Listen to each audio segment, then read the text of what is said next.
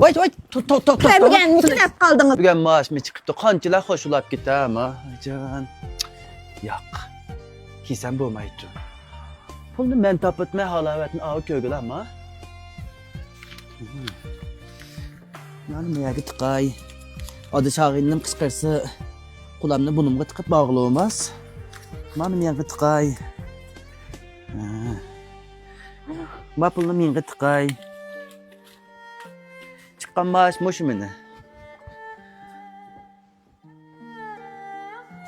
Toxtab durun tax. Men oğluqçu pul yığamsa siz.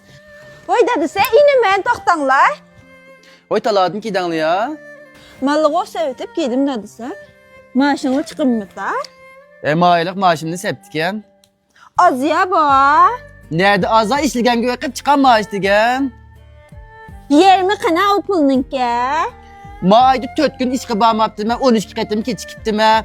Ama ben işligen zihnen ki 4 dal nimeste buzu etiptim ben şununla çıkan maaş muşu tehi. Hoş olsa kutumu şununla. Yaxşılıq yaraşmaydıqan. Özünüz bilib aqıyancıqda tıqqan pullarını ağıltıramsınız. Ya mən özəm baltılab evlamdım. Kası akıyancıqı tıkan pula. Ben sildin oğlukça bir sene pul tıkıp bakmadım kutun.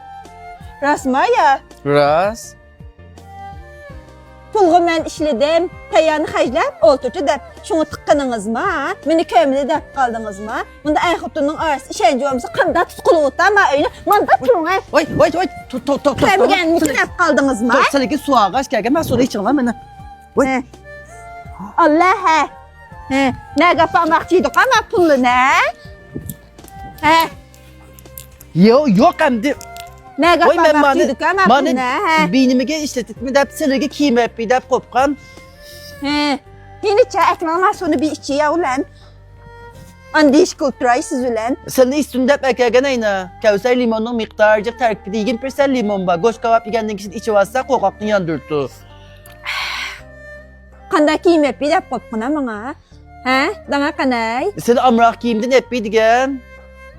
Bana yemek bir de tıktınız mı ki? Hatırladık ki maymaklarınızı hep bir de tıktınız mı ki? Bana öyle bir kişiyle ben siz ulan. Öyle kişi abarız dişi siz ulan. Yine nerede pul tıktınız da bana he. Biyim. Bana